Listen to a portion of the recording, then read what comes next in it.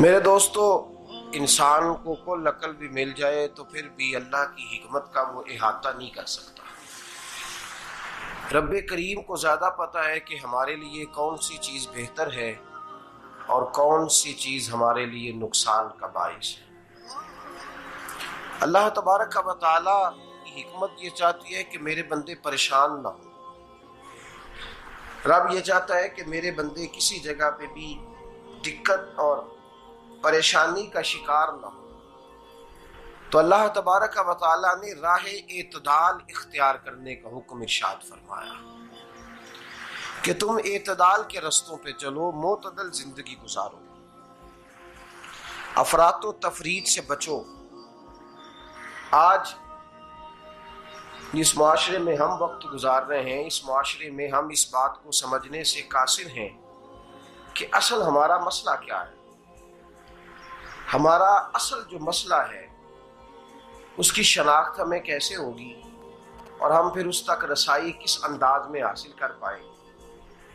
ہم ہمیشہ اپنی آمدن بڑھانے کے چکر میں رہتے ہیں، ایک کام اور شروع کر لیں، پارٹ ٹائم جاب شروع کر لیں، کوئی سائیڈ بزنس اس کا آغاز کر لیں۔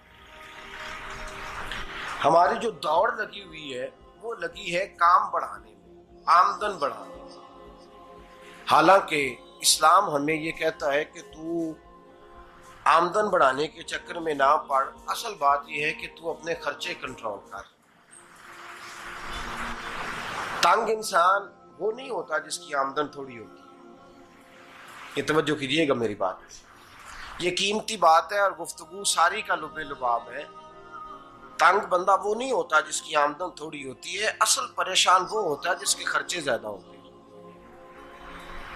اور ہمارا جو روزمرہ کا نقصان ہو رہا ہے نا، وہ آمدن کے معاملات میں نہیں ہو رہا۔ بنیادی نقص جو واقعہ ہو رہا ہے وہ یہ ہے کہ ہمارے اخراجات زیادہ ہیں، اور وہ اخراجات کسی اور نے نہیں بڑھائے، وہ خرچے ہم نے خود بڑھا لیے ہیں اور اب ہمیں اس کا نقصان بھگتنا پڑ رہا ہے۔ اور اگر آپ صحیح معنوں میں ٹٹولیں تو جو بہت امیر لوگ ہیں وہ تو ان خرچوں سے بچ گئے۔ میں نے بہت سارے ایسے ختمات میں شرکت کی ہے، میں بہت ساری ایسی جگہوں پہ گیا ہوں کہ جہاں لوگوں نے بڑا مختصر سا ختم دلایا ہے تو ہو گیا ہے ختم۔ ختم کے معاملے میں کب کسی نے پابندی لگائی ہے کہ اس میں 200 آدمی شریک ہوگا تو تب یہ سال ثواب صحیح ہو سکے گا؟ کون کہتا ہے؟ یا شادی کے موقع پر اگر سارے بہن بھائیوں کو نہ بلایا گیا تو میری شادی پایہ تکمیل تک نہیں پہنچے گی، اس میں برکت نہیں ہوگی، یہ کس نے فتویٰ دیا ہے؟ معتدل زندگی کا اسلام حکم دیتا ہے۔ میں پڑھ رہا تھا کہ ایک بہت بڑا صدر ہے، غالباً سوڈان کے صدر کی بات ہو رہی تھی، تو اپنے بیٹے کی بارات لے کے گیا تو 4 لوگ گئے ہیں بارات، اور 15 لوگوں کا اس نے اہتمام کیا اپنے گھر میں کھانا کھانے کا۔ تو کیا شادی ہو گئی کہ رک گئی؟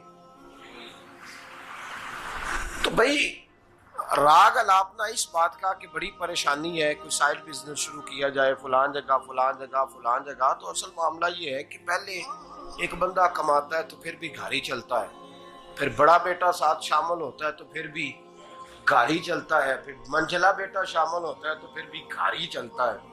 جو رونا دادا جی رویا کرتے تھے کہ بڑی مصیبت ہے، بڑی مشکل ہے، گاؤں میں رہ اکیلے ہوتے تھے اور وہ 5 بچوں کو اور 4 بچیوں کو وہ پالتے تھے، تو جو وہاں پریشانی تھی وہی آج پریشانی شہر میں آ کر پڑھ لکھ کر موٹی تنخواہ لے کر وہی پریشانی ہمیں ہے۔ تو میں جس نتیجے پہ پہنچا ہوں اس کو پڑھ کے، قرآن مجید کی چند آیات کو دیکھ کر اور اس مفہوم کی جو حدیثیں کتب احادیث میں پائی جاتی ہیں اور ہمارے بزرگوں نے ہمیں جو مزاج اس حوالے سے دیا ہے، میں اس نتیجے پہ پہنچا ہوں کہ مسئلہ آمدن کا نہیں، مسئلہ خرچے کا ہے۔ ہمارے خرچے بنیادی طور پر زیادہ، اور اگر پھر ہم زیادہ بوجھ خواتین پہ ڈالتے ہیں کہ وہ مطالبے زیادہ کرتی ہیں، اور اگر آپ مجھ سے پوچھیں تو خواتین کی بھی اگر کسی جگہ کوئی عادت خراب ہوتی ہے تو اس میں اصل کردار اس کا ہوتا ہے جو وہ عادت خراب تو کیوں اپنے گلے سے اتار کے آپ کسی کے گلے میں بات ڈالنے کے چکر میں ہیں؟ وہ خواتین کی طبیعت نہیں ایسی ہے. اصل بات یہ ہے کہ ہم نے عادت ڈالی ہے، ہم نے یہ مزاج ان کو دیا ہے تو ان کا بنا ہے، نہ کیسے بن سکتا. تو اعتدال جب تک زندگی میں نہیں ہوتا، پانی پیاس بجھاتا ہے لیکن ایک گلاس ہی ہو تو پیاس بجھاتا ہے، بالٹی کو منہ کو لگائے گا تو کپڑے بھگو دے گا اس کے. حالانکہ پانی بری چیز کا نام نعمت ہے نا بہت بڑی اللہ کی، لیکن پیالے میں ہی اچھا لگتا ہے. کوئی مٹکا منہ کو لگائے گا تو تانگ ہوگا، پیالہ ہی بہتر ہے اس کے لیے. تو میرے دوست، مٹکے سے بھی بعض اوقات کام چل جاتا ہے، لیکن اگر کوئی کہے نہیں مجھے دریا ہی چاہیے تو اس کا تو گھر بہ جائے گا، سارا گھر بہ جائے گا اس کا. ہمیں دریا قابو کرنے کا موڈ بنایا ہوا ہے تو اس سے گھر بہا کرتے ہیں، اس سے گھر بنا نہیں کرتے. گھر پیالے سے پانی پینے سے بنتا ہے. اگر تو دریا پہ قبضہ کرنے کا موڈ بنائے گا تو گھر بنے گا نہیں، گھر بہ جائے گا. آگ نہ ہو تو کھانا پک نہیں سکتا، لیکن ہلکی آنچ سے کھانا پکتا ہے. اور اگر آنچ تیز کر دی جائے تو جی قرینے قیاس بات کر رہا ہوں، میں عقل سے ماورا نہیں کر رہا. قرینے قیاس سمجھانے کے لیے مثالیں دے رہا ہوں. ہلکی آنچ پہ کھانا پک جاتا ہے اور آگ تیز ہو تو کھانا جل جاتا ہے. تو کھانا اتنی دیر کھانے کے قابل رہتا ہے جب تک وہ ہلکی آنچ پہ پکتا ہے. تو جتنی مرضی تو کہتا ہے نہیں میرا گزارا ہی نہیں، آگ تیز ہونی چاہیے، تو میاں جل جائے گا، جل جائے گا. ہوا نہ ملے تو سانس نہیں آتی، ٹھیک ہے؟